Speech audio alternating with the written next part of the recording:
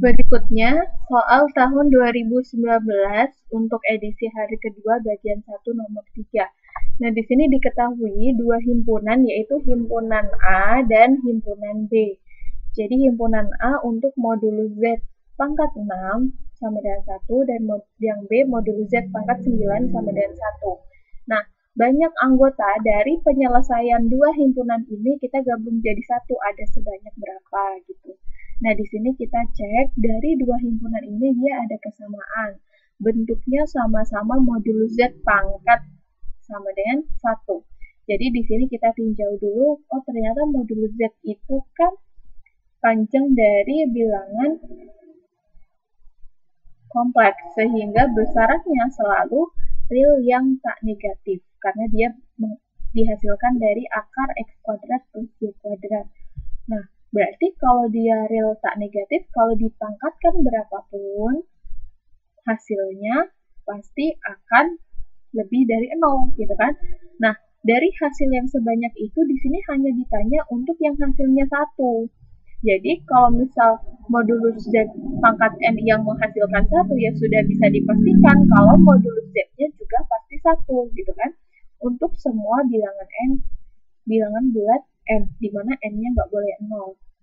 Lalu berikutnya, kalau modulus Z itu 1, sedangkan Z sendiri itu X plus Y, modulus Z itu kan akar X kuadrat plus Y kuadrat sama dengan 1. Kalau akarnya dihilangkan, dikuadratkan kedua ruas, jadinya X kuadrat plus Y kuadrat sama dengan 1. Oh, ternyata menghasilkan persamaan lingkaran yang pusatnya di 0,0 jari-jari 1. Nah, berarti kalau digambar lingkarannya kurang lebih seperti ini. Oh, berarti titik-titik atau kumpulan pasangan XY yang ada di garis lingkaran ini itu kan sebenarnya ada banyak sekali ya. Jadi, untuk jawaban A itu ada banyak, ada di sini semua. Jawaban B juga sama, ada banyak di sini semua. Jadi artinya apa? Kalau misalkan banyak anggota himpunan A digabung dengan anggota himpunan B, ya jadi semakin banyak. A sendiri, B sendiri saja sudah tak hingga. Jadi hasilnya gabungannya juga ada tak hingga banyak. Oke, sampai sini. Kalau ada pertanyaan silahkan. Kalau belum, saya lanjut ke kemungkinan soal berikutnya. Soal berikutnya masih di tahun yang sama, tapi untuk nomor 4. Nah, diketahui fungsi fz atau fx plus y itu sekian. Analitik di seluruh bidang kompleks, maka nilai dari fi-nya berapa? Nah, sebenarnya mudah saja, mungkin tinggal memasukkan fi. Hanya saja di sini perhatikan masih ada koefisien A, B, C, dan D. Nah, itu harus kita tentukan dulu dari mana. Kan sudah diketahui bahwa fungsinya analitik di seluruh bidang kompleks. Nah, artinya apa? Kalau fungsi itu analitik, ya harus memenuhi persamaan Cauchy Riemann. Nah, persamaan Cauchy Riemann-nya ada dua, Ux sama dengan Vy dan Uy sama dengan minus Vx. Jadi kita misalkan kalau U-nya itu bilangan realnya yaitu sekian, lalu V-nya koefisien dari imajinernya sekian. Kalau sudah, tinggal kita masukkan Ux. Turunan U terhadap X jadinya 2X plus AY. Sama dengan turunan V terhadap Y. Berarti jadi dx plus 2y, sehingga kalau kita samakan di ruas kiri ada 2x, berarti koefisien x-nya 2. Ruas kanan ada dx, koefisien x-nya d, oh berarti 2 harus sama dengan d, atau d sama dengan 2. Lalu ay di ruas kiri, koefisien y-nya a. Di ruas kanan ada 2y, berarti koefisien y-nya 2, jadi a-nya sama dengan 2. Dengan cara yang sama, kita lakukan untuk pemenuhan persamaan Uy sama dengan minus Vx, sehingga menghasilkan C-nya minus 1 dan B-nya minus 1. Jadi secara eksplisit kita punya fungsi Z, sekarang bentuknya seperti ini dengan memasukkan nilai A sampai D. Nah, kalau sudah, kita lihat dulu. Tadi mau cari Fi. Oh, I itu maksudnya apa? I itu sama dengan 0 plus I. Jadi, X-nya 0, Y-nya 1. Oh, berarti Fi itu kita cari dari Fz, tetapi X-nya digantikan 0, Y-nya gantikan dengan 1. Sehingga kita peroleh hasilnya minus 1 plus I. Nah, sampai sini semoga bisa dipahami. Setelah ini saya akan bahas lagi satu soal yaitu mengenai deret pada fungsi kompleks. Oke, berikutnya mengenai deret di sini ada soal nomor 5. Ditanyakan koefisien suku dari Z pangkat 4039 pada ekspansi deret Taylor fungsi Z sin hiperbolik Z kuadrat di Z sama dengan 0 adalah berapa? Nah, semoga sudah pernah belajar tentang deret Taylor ya. Kalau belum, di sini saya ingatkan prosesnya. Untuk ekspansi deret Taylor, itu di sekitar titiknya harus ditentukan dulu. Nah, di sini kebetulan saya ambil yang paling sederhana saja, yaitu di sekitar C-nya 0. Jadi, kalau di sekitar C-nya 0, itu biasanya bisa disebut juga dengan deret Maclaurin.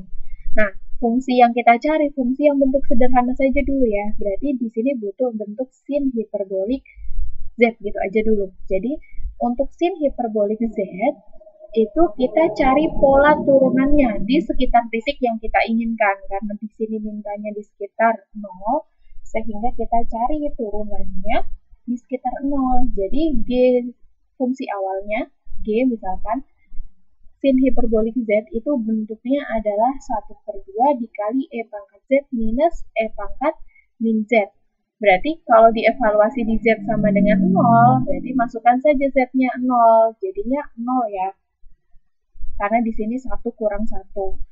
Lalu berikutnya untuk G aksen, turunan. Turunan dari G, berarti setengahnya tetap, E pangkat Z-nya tetap, ditambah E pangkat min Z tadi jadi minus, E pangkat min Z minus ketemu minus jadi positif. Jadi seperti ini. Jadi turunan pertama kita evaluasi di Z sama dengan 0. Berarti 1 ditambah 1 sama dengan 2 dikalikan setengah jadi 1. Oh ya maaf, ada kesalahan sedikit, ini harusnya 1. Sebentar ya. Oke, sudah ya, ini sudah saya koreksi, di sini harusnya 1. Nah, lalu berikutnya cari turunan kedua. Kemudian cari turunan kedua dan ketiga, lalu dievaluasi di titik 0. Nah, dari pola yang kita punya, berarti untuk turunan di N sama dengan genap, itu hasilnya 0, tetapi untuk turunan di N sama dengan ganjil hasilnya selalu 1. Nah, sekarang kita rumuskan nih, rumus ekspansi deret Taylor. Rumus ekspansi deret Taylor untuk fungsi G, yaitu G0 per 0 faktorial kali Z pangkat 0, ditambah turunan ke 1 dibagi 1 faktorial kali Z pangkat 1, ditambah turunan kedua dari 0, dibagi 2 faktorial dikali Z pangkat 2 dan seterusnya. Jadi tinggal dimasukkan saja, oh G0 tadi 0, ya sudah, nggak ada gitu ya. Lalu G aksen 0 itu 1, berarti jadi 1 kali Z dibagi 1 faktorial, jadinya seperti ini. Lalu di turunan kedua 0 juga, berarti ini nggak ada. Langsung ke sini, turunan ketiga 1, berarti 1 kali Z pangkat 3 per 3 faktorial dan seterusnya. Nah, karena yang mau kita cari bukan deret Taylor untuk G, melainkan untuk fungsi F, yaitu Z sin hiperbolik Z kuadrat. Jadi untuk yang sin hiperbolik Z kuadrat ini dapat dari sin hiperbolik Z, yang Z-nya kita ganti dengan Z kuadrat, jadi yang seperti ini. Kalau sudah, kita kalikan dengan Z. Sehingga kalau kita sederhanakan, bentuknya jadi sekian. Nah, yang ditanyakan apa? Yang ditanyakan koefisien dari Z pangkat 4039. Nah, biar bentuknya mirip, oh ya, Z pangkat 2 kali berapa ditambah 1 harus jadi 4039. Oh, berarti Z pangkat 2 kali 2019 tambah 1. Nah, berarti yang penyebutnya adalah 2019. Koefisiennya saja ya, berarti 1/2019 faktorial. Oke, sampai sini semoga bermanfaat. Kalau ada pertanyaan silahkan. Kalau ada yang mau didiskusikan bisa langsung ke grup. Sekian, terima kasih. Wassalamualaikum warahmatullahi wabarakatuh.